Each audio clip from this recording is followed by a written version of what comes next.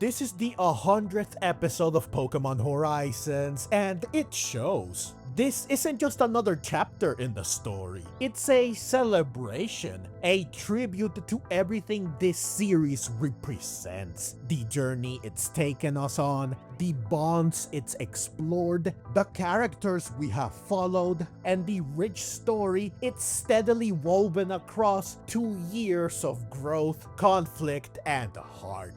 This episode makes it clear it's here to honor this incredible milestone. And it does so by giving us the long-awaited official reformation of the Rising Bolt Tacklers. And if this wasn't enough, it also marks the return of Mollie, Murdock, and Ludlow. This in itself is a surprise. I expected Liko and friends to set sail with just Orla for now, with the others rejoining them later, but nope. The gang is back together again in this episode, which is wonderful. Hilariously, in classic Ludlow fashion, he appears out of nowhere right as we and the characters start wondering where he is. Which begs the question, where in the world did he come from? Was he hiding on the Brave Olivine all along? Is he bound to the ship like some kind of mythical guardian spirit? Because like he himself says here, this was originally his ship. Who knows? Ludlow has never made complete sense as a character, so I guess the logic doesn't matter. What really matters is the comedic timing, which admittedly is perfect.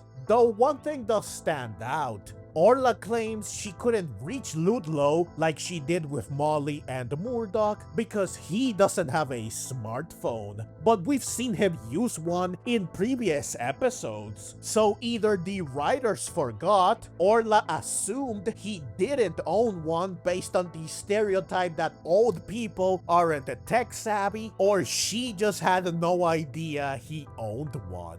Either way, it's a minor inconsistency that's easy to overlook thanks to the humor of his sudden reappearance, especially because the Tatsugiri return alongside him. I guess everyone except Murdock had Pokemon other than their own stay with them during the 1 year gap.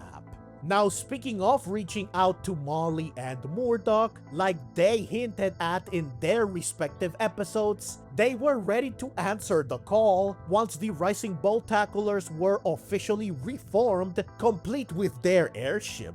So it's nice that Orla called them. She likely knew where they stood, that they also longed to resume their journey with everyone. Their expression when they hear the news says it all. Better yet, I love that they say goodbye and thank you to the person who supported them for a year, Mollie's mother and Katy, who make a brief cameo appearance to deliver a heartfelt send-off and one final bit of encouragement, which allows them to bring their role in this chapter to an emotional and touching conclusion. Just like Karna does later. Moreover, as part of their farewell and display of gratitude, Mollie and Murdock vow to still follow their heart, their own path, meaning that rejoining the Rising Bolt Tacklers doesn't mean they are putting their own goals and who they are on the back burner. They are not abandoning what this past year and the related episodes meant for them. This time was not wasted. This is yet another wonderful way to bring this chapter of their journey to a close. Also, hilariously, it seems that Murdock had Lycanroc lose some weight, which honestly is a bit of a shame since full day Lycanroc was cute and funny. Now, as surprising as Ludlow's sudden appearance is, it doesn't hold a lit wick to the revelation that Friede is alive and well alongside Charizard. While some people genuinely believed he was gone for good, I never did. Horizons wasn't going to write off such a central, beloved character, and it turns out many of us were right to trust that he'd be back eventually. and the way his survival is revealed is quite powerful. As part of everyone settling back into their usual roles aboard the airship, Dot gets the server of the Rising Boat Tacklers back online, and she discovers an encrypted message, one that turns out to be from Friede himself. So it's only because they reformed the team and restored the Brave Olivine that they even received this message in the first place. If they hadn't come back together, if they had left the Rising Bolt Tacklers behind and continued down separate paths, they perhaps never would have known Friede was still out there. It's not just good storytelling, it's meaningful, it's poetic. The team is rewarded for following their hearts, for confronting their pain, and for coming together once more. That's what allows them to discover that Friede is alive. And crucially, Friede's message doesn't undercut the emotions of the past few episodes. Instead, it enhances them. He doesn't just show up on the airship like, "Hey guys, I'm back," undermining the growth and grief we have seen play out. Instead, he sends a heartfelt recording, explaining that he and the Charizard are okay, that he cannot return yet because he's being watched by Exceed, and that he's continuing his investigation into Lakuium. He trusts the team to carry on without him. This decision to have his quote-unquote return play out like this preserves the emotional weight of the story. The characters still have to move forward without Friede, but now they do so with renewed hope and clarity. His message retroactively strengthens Liko's words from episode 99, that Friede isn't truly gone so long as they honor his legacy and continue what he started. His survival doesn't invalidate their grief, it validates their resolve. Even more powerful is what the message represents. It proves Friede had faith in his team, that he believed they'd rise again, that there would be a place for him to return to.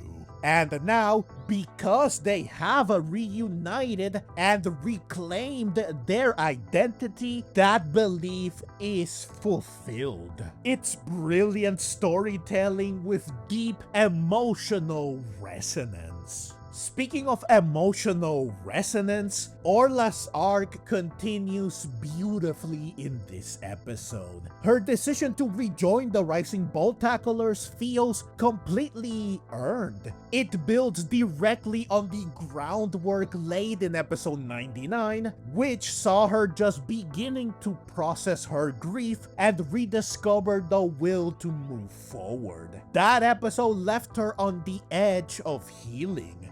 This one gives her the space and the push to fully reclaim her role. She regains not just her position on the Brave Olivine, but her purpose, her smile, and her fire. The Orla we knew, the one so full of optimism, energy, and warmth, returns, and I couldn't be happier, especially with how gorgeous the animation is during these moments. Plus, I also love how Metagross and Elekid, who in the previous episode gave Orla the push she needed to start moving forward again, work together to give her her wrench, symbolically her role, back to her. This is both adorable and touching. However, despite her glorious return to her old self, the moment she hears Friede's voice and learns he's alive, she breaks down in tears. It's a raw, deeply human reaction that reminds us just how close the two of them are. Orla has always been one of the most cheerful and easygoing characters, so to see her overwhelmed with emotion is powerful. These aren't tears of despair though. They are tears of joy and relief, and they hit hard. This scene does more than just a tug at the heart though. It speaks volumes about Orla's emotional journey. She didn't move on by forgetting Friede. She learned to live with his absence. And now that she knows he's alive, her happiness bursts through all that quiet sorrow she's been holding in. It's a beautifully cathartic moment. But this episode doesn't just offer closure, it also shows growth. In a particularly compelling decision, Orla, Mollie, and Murdock don't assume command of the team once again. They don't take charge, dictate orders, or assume leadership again. Instead, they, Orla and the company, humbly ask Liko and friends if they can join their, Liko and Friends' rising bolt tacklers. It's a subtle but powerful shift. This new iteration of the Rising Bolt Tacklers was born from Liko, Roy, and Dot's own will and purpose. They kept the mission alive. They held the torch. And now, the adults, by choosing to follow rather than lead, validate everything that kids have become and gone through.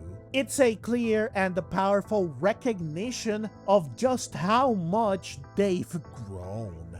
This dynamic not only honors the maturity and independence Liko and Friends have developed over the course of this arc, it also redefines the team itself. The Rising Bolt Tacklers are no longer just a group led by Friede and staffed by adults with kids tagging along.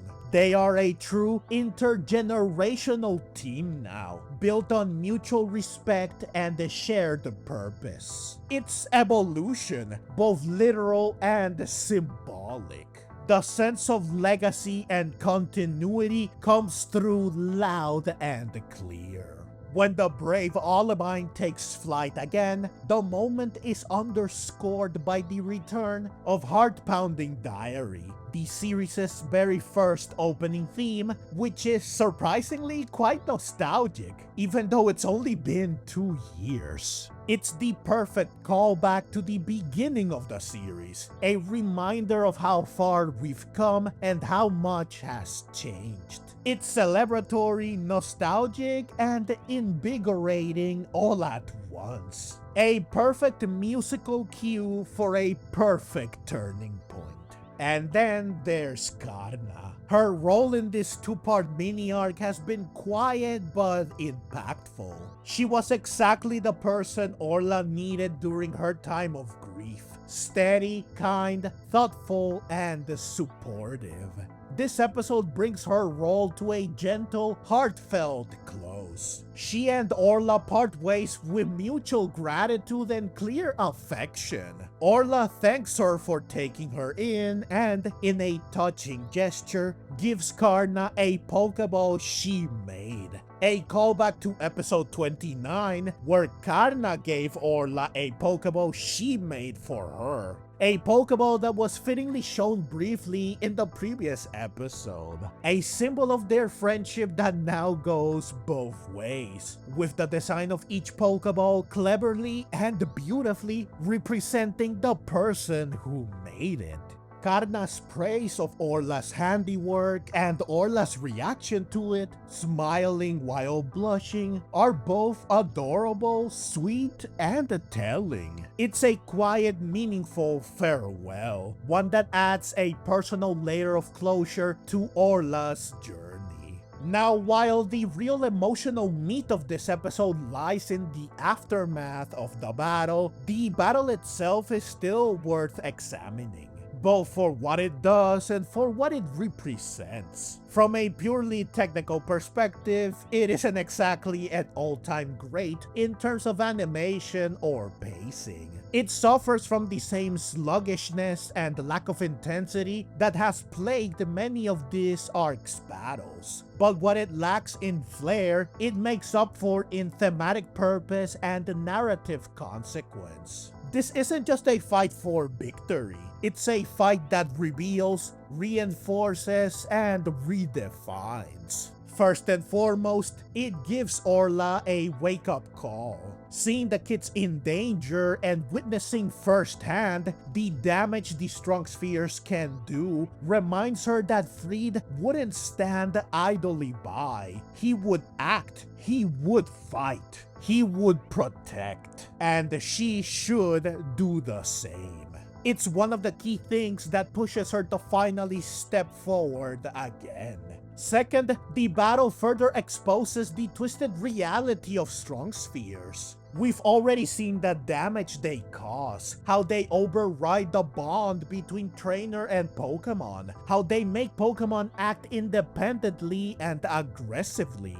But this episode deepens that understanding. It's made explicitly clear that Pokemon under the influence of strong spheres are running entirely on instinct. They don't listen, they don't reason, they don't even need commands. They simply fight. Exemplified best when the grunts simply tell their Tauros to attack, letting them do as they please. And in some terrifying way, they're good at it. The Tauros coordinate with frightening efficiency. Blaze Breed intercepts Magical Leaf and targets Meowscarada. Aqua Breed meanwhile counters Flame Charge and targets Crocalor. They seem strategic, but it's not real strategy. It's animal instinct amplified by Laqueum.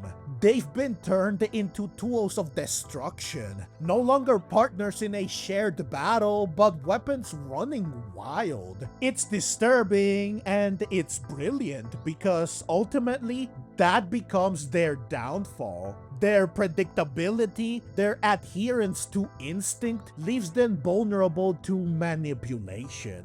Liko and Roy realize that by having their Pokemon switch places, they can trick the Tauros into charging into each other. It's smart, it's satisfying, and it's poetic.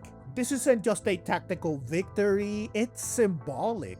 By working together, trainer and Pokemon, united by trust, they can overcome a power that strips away exactly that. The strong spheres erase connection. Liko and friends win by leaning into it. The solution isn't greater power, it's the power of bonds. It's understanding, timing, and cooperation. It's everything the strong spheres are not, and that makes the victory all the more meaningful. Finally, for the battle, I think that seeing two Paldean Tauros in action, especially the Aqua and Blaze breeds, is exciting, especially for longtime Tauros fans like me. They feel, as they should, intimidating, relentless, focused, and powerful. Which is great, and honestly, they are perfect for this episode, given that the battle style proposed by Strong Spheres suits them. And finally, there's Uruto. His declaration that he wants to be the captain, only to find out that Captain Pikachu already holds that role, is classic Uruto. Bold, slightly delusional, and unintentionally hilarious. Still, it's nice to see him officially become part of the team. Lastly, the episode ends with Spinel learning that the Rising Boltaclers are back, which doesn't bother him since he can just destroy them again. This is the perfect way to conclude this episode, since right after hope is reignited, we learn that the storm still looms. So overall, this episode was amazing. It's everything a 100th episode should be. not just a continuation of the plot, not just a stepping stone to the rest of the arc, but a true celebration of Pokémon Horizons as a whole. It honored the past by bringing the Rising Boltaclers back together, it built on the present with deeply emotional, character-driven storytelling, and it laid the groundwork for the future by having our heroes resume their journey while reaffirming the dangers still ahead. It gave us emotional payoff with Orla, narrative payoff with Friede, and the thematic payoff through a battle that once again placed bonds above brute force. It recognized how far our characters have come, especially Liko, Roy, and Dot, and gave them the respect they've earned by allowing them to be the ones who lead the charge going forward. Even returning minor characters like Karna, Katy, and Mollie's mother were treated with care. They got fitting closure and moments of warmth. Every choice in this episode, from the reformation of the team, to Ludlow's surprise reappearance, to heart-pounding diary playing as the Brave Olivine took flight again, was filled with intention and love. This was an episode made not just to advance the story, but to reflect on how far it's come, and to celebrate what it means to those of us who followed it all this way. The signature handshake, which was hilarious by the way since Uruto had no idea what was going on, is the perfect send-off for this part of the arc.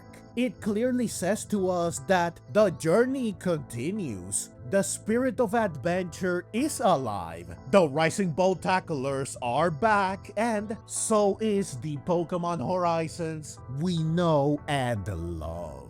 If you enjoyed this video and want to see more like it, feel free to click the links on screen. And if you'd like to support the channel and help me keep making content like this, you can find all the ways to do so in the description and in the pinned comment. Whether it's through a small donation or just watching and sharing, every bit of support means the world to me. Thank you so very much for watching, and let's meet again in the next video.